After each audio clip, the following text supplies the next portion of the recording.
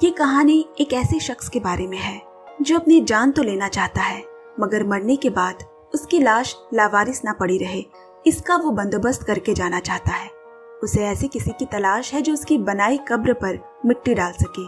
जी हाँ दोस्तों, सही सुना आपने। क्या उसे कोई ऐसा इंसान मिलेगा? कहानी सुने और पसंद आए तो लाइक, शेयर, कमेंट भी आप जरूर करें। चैनल सब्सक्राइब के साथ बेल आइकन को भी प्रेस करें ऐसी कहानियां सुनने के लिए। 1997 की taste of cherry, director Abbas Kiarostami, IMDb rating 7.7। Mister Badii अपनी महंगी गाड़ी में तेहरान शहर के चक्कर लगा रहा है। वो दरअसल किसी को ढूंढ रहा है, ऐसे किसी को नहीं जिसे वो जानता हो, पहचानता हो। वो जिसे तलाश रहा है वो कोई शख्स नहीं, एक जरूरत है। उसे बड़ी बारीकी से देखना होगा कि ऐसा कौन है जो उसकी जरूरत मिटा सके। उसकी बड़ी सी गाड़ी देख लोग काम मांगने उसके पास आते तो है, मगर उसका काम बड़ा अहम है। ये काम उसी को दे सकता है जो ज़बा का पक्का हो, जो भरोसा देकर पीछे ना हटे। ढूंढते ढूंढते वो शहर से बाहर निकल आया, पर अब भी तलाश जारी है। उसे किसी जरूरतमंद को तलाशना होगा जो जरूरत के मारे राजी हो जाए। ढीली मिट्टी के रास्तों में वो अपनी गाड़ी खींचने लगा। यहाँ आबादी कम हो आई है। आगे जाकर उसे पीली फोन बूथ पर एक आदमी दिखा। उस आदमी ने बादी की वहां रुकी गाड़ी देखकर पूछा, तुम्हें भी फोन लगाना है? बादी बोला, नहीं, अगर तुम कहीं जा रहे हो तो क्या मैं आगे तक छोड़ दूं?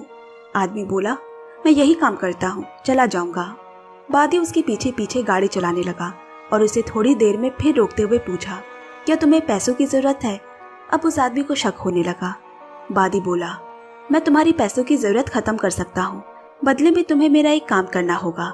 अब की बार उस आदमी ने उसे 2 कड़वी जमा बोलकर वहां से रफा दफा कर दिया। अब कुछ देर और गाड़ी चलाने के बाद उसे दूर से एक लाल कमीज पहने आदमी दिखा। वो प्लास्टिक की बोतलें, थालियां इकट्ठा कर रहा है। उसे बेचकर मिले पैसों को वो अपने परिवार के पास गाँव भेजता है। बादी ने उसके साथ थोड़ी बातें करने की कोशिश की, ये जानने के लिए कि क्या यह आदमी उसके काम के लिए ठीक है या नहीं। उसने पूछा, घर कहाँ है? जवाब आया, यहाँ से 2 दिन के सफर की दूरी पर मेरा घर है। कितना कमा लेते हो? यही कोई दिन की 200-250 रुपए। मेरे लिए एक काम करोगे? अच्छे पैसे दूंगा। वो आदमी थोड़ा मनमौजी किस्म का है, जहाँ रोज कमाने के लिए जाना पड़े वहाँ काम नहीं करेगा। अपने मन का मालिक है, जब मन आए काम करता है, जब ना मन करे नहीं करता। बादी की बात का कोई जवाब न देकर वो वहां से चला गया। किसी को काम के लिए ढूंढना भी बड़ा मुश्किल काम है। अब करीबन शहर में घुसने से पहले पहले उसे एक सिपाही सड़क किनारे खड़ा दिखा। बादी ने उसके आगे गाड़ी रोककर पूछा, कहाँ जाना है, मैं छोड़ दूं? सिपाही दरवाजा खोलकर बैठ गया। बोला, यहीं थोड़ी दूर पे। वो नाइट ड्यूटी के लिए जा रहा है। बादी ने पूछा, किसके साथ रहते हो? वो अपने फूफा के साथ रहता है। फूफी का इंतकाल 2 साल पहले हो चुका है। अभी नौकरी लिए 2 महीने ही हुए हैं, उसे ट्रेनिंग में है, मगर वो वापस गाँव जाना चाहता है। उसका गांव कुर्दिस्तान में है। वहां वो किसान था। कुल 9 लोग उसके घर में हैं। इसी वजह से पढ़ाई नहीं हो सकी। बादी ने बातों बातों में पूछा, फौज में कितना कमा लेते हो? वो बोला, ज्यादा नहीं देते, बस किसी तरह चल जाता है। फिर बादी ने कहा, अभी तो 5 ही बजे हैं, 1 घंटा है तुम्हारी ड्यूटी शुरू होने में। चलो तब तक कहीं घूम आते हैं, और शायद मैं तुम्हें कुछ काम भी दे दूं जिससे तुम थोड़े बहुत पैसे भी कमा सकोगे। लड़के को थोड़ा शक होने लगा उस पे कि ये मुझे कहाँ लेकर जाना चाहता है। वो बोला, नहीं नहीं, मुझे काम पे देरी हो जाएगी। बादी बोला, तुम फिक्र मत करो, मैं 6 बजे तक तुम्हें पहुंचा दूंगा। और उसने गाड़ी वापस शहर से बाहर की तरफ मोड़ ली। वो उसके साथ और घुलने मिलने की कोशिश कर रहा है। बादी ने बताया कि किस तरह वो भी एक समय में फौज में हुआ करता था। तब उसने जिंदगी के कुछ बेहतरीन दोस्त बनाए। किस तरह वो सुबह 4 बजे उठकर जूते चमकाते थे और परेड पर जाते। काफी देर से गाड़ी में बैठे सिपाही ने अब पूछ ही लिया, आपको मुझसे क्या काम है? बादी बोला, पता है, जब मैं तुम्हारी उम्र का था तब क्या काम है ये नहीं पूछता था, कितने पैसे मिलेंगे ये पूछता था। काम भले ही आम नहीं है मगर आसान है। इससे तुम अपने 6 महीनों की कमाई 10 मिनटों में कर सकते हो। ये सुनकर तो सिपाही को और शक होने लगा, आखिर क्या करवाना चाहता है ये? वो बार बार काम के बारे में पूछने लगा। बादी बोला, तुमने मजदूर देखे हैं? उनका काम मिट्टी खोदना होता है। अब वो मिट्टी स्कूल बनाने के लिए खोदी जा रही है, मस्जिद बनाने या कब्रिस्तान बनाने के लिए। इससे उनका कोई वास्ता नहीं होता, उन्हें बस काम के पैसे चाहिए। ठीक वैसे ही तुम्हें ये नहीं सोचना कि काम कैसा है, बस ये ध्यान रखना है कि पैसे अच्छे मिले। गाड़ी एक सुनसान रास्ते पर बढ़ रही है और बादी की बातें सुनकर सिपाही का मन घबरा रहा है। उसे बस अभी के अभी गाड़ी से उतरना है, उसे वापस जाना है। मंजिल के इतने करीब पहुंचकर बादी गाड़ी रोकना नहीं चाहता। वो बस सिपाही से कह रहा है, मैंने वादा किया है ना कि तुम्हें समय पर छोड़ दूंगा। कुछ देर तक गाड़ी में सन्नाटा पसरा रहा। ना कोई समझने की कोशिश कर रहा है, ना कोई वापस जाने की जिद। फिर एकदम से गाड़ी रुकी। बादी बोला, आओ गाड़ी से उतरो, मैं तुम्हें कुछ दिखाना चाहता हूँ। पर सिपाही को तो जैसे सांप सूंघ गया हो, वो रीढ़ सीधी करे बैठा रहा। बादी गाड़ी से उतरा और उसे एक गड्ढा दिखाते हुए बोला, तुम्हें कल सुबह 6 बजे यहाँ पर आना है और 2 बार मेरा नाम लेकर पुकारना है, मिस्टर बादी। अगर मैंने जवाब दिया तो हाथ पकड़कर मुझे ऊपर ले आना, और अगर कोई जवाब ना आए तो उसी गड्ढे में 20 फावड़ा मिट्टी डाल देना। बस यहीं पर तुम्हारा काम खत्म। यहाँ मेरी गाड़ी में 2 लाख रुपए रखे होंगे, वो लेकर तुम अपने रास्ते चल देना। इतना सा काम करना होगा तुम्हें।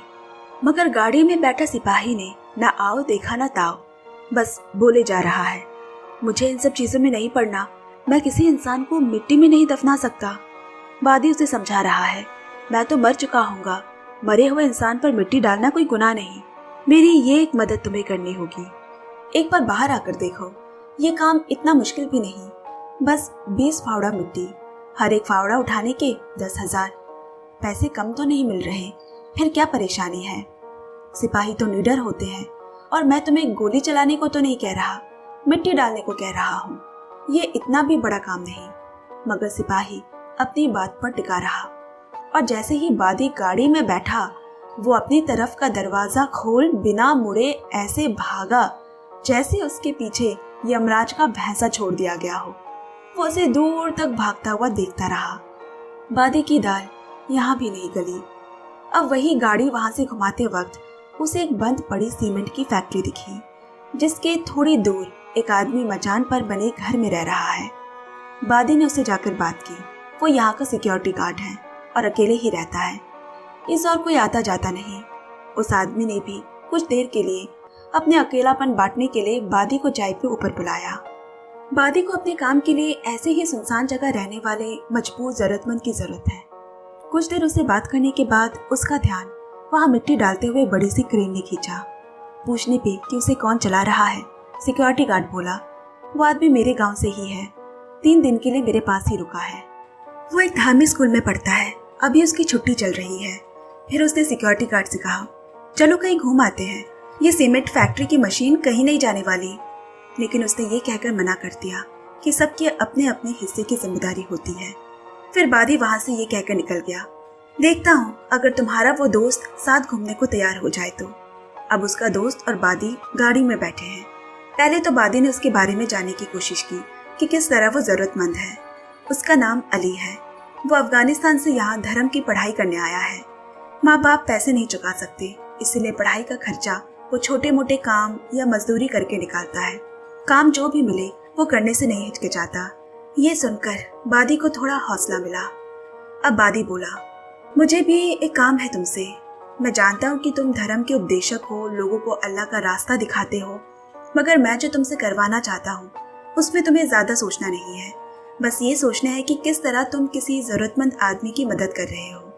मैं जानता हूँ कि जिंदगी खुदा का नायाब तोहफा है और इसे खत्म करने का हक भी सिर्फ उस ऊपर वाले को है, मगर कभी कभी ये जिंदगी रहने लायक नहीं बचती।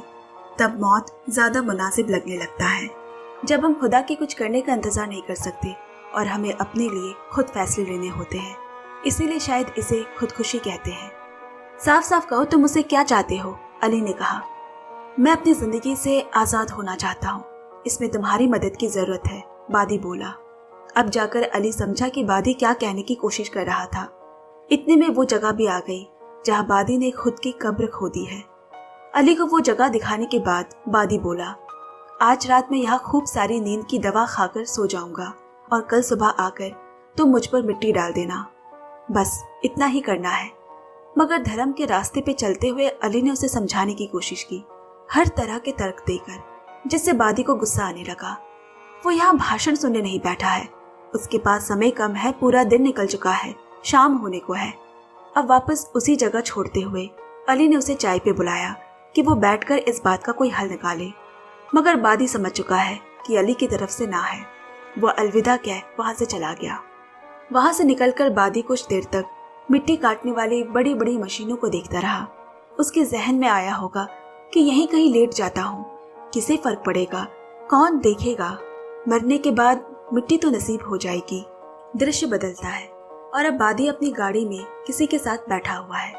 वो उसे अपने खुदे हुए कब्र को भी दिखा लाया। वो आदमी राजी है बादी की हर मर्जी को पूरा करने के लिए, क्योंकि उस आदमी की खुद की भी कुछ मजबूरी है, मगर फिर भी वो काम करने से पहले बादी को एक कहानी सुनाना चाहता है। बादी भी राजी हो गया। तभी एक मोड़ आया और उसने बाई तरफ मुड़ने को कहा, मगर बादी ने कभी बाया रास्ता लिया ही नहीं था। ये रास्ता उसके लिए अनजान है। वो आदमी बोला, अनजान रास्ते में भी कभी कभार मंजिल इंतजार करती है, चलकर तो देखो कि कहाँ तक पहुँचते हो। और कहानी सुनाना शुरू की। एक दिन मैं भी अपनी जिंदगी से हारकर खुदकुशी करने चला था। आधी रात को अपनी सोई पत्नी को छोड़कर मैं अकेला निकल गया। पता नहीं कितनी देर तक गाड़ी चलाता रहा और एक जगह पहुंचकर गाड़ी से उतरा। कड़ाके की सर्दी थी। मैंने रस्सी निकाली और सामने एक पेड़ पर उसे डालने की कोशिश करने लगा। अंधेरा गहरा था, जिस वजह से निशाना सही नहीं लग रहा था। रस्सी बार बार गिर रही थी।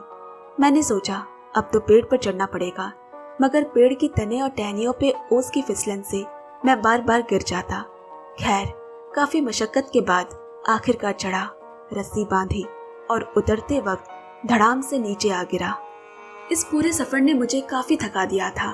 बदन की थकान से कहीं ज्यादा मेरे दिमाग में चल रहे उधेर बुन की मसरूफियत से मैं थक चुका था और उस नरम घास के गलीचे पे मुझे नींद आ गई।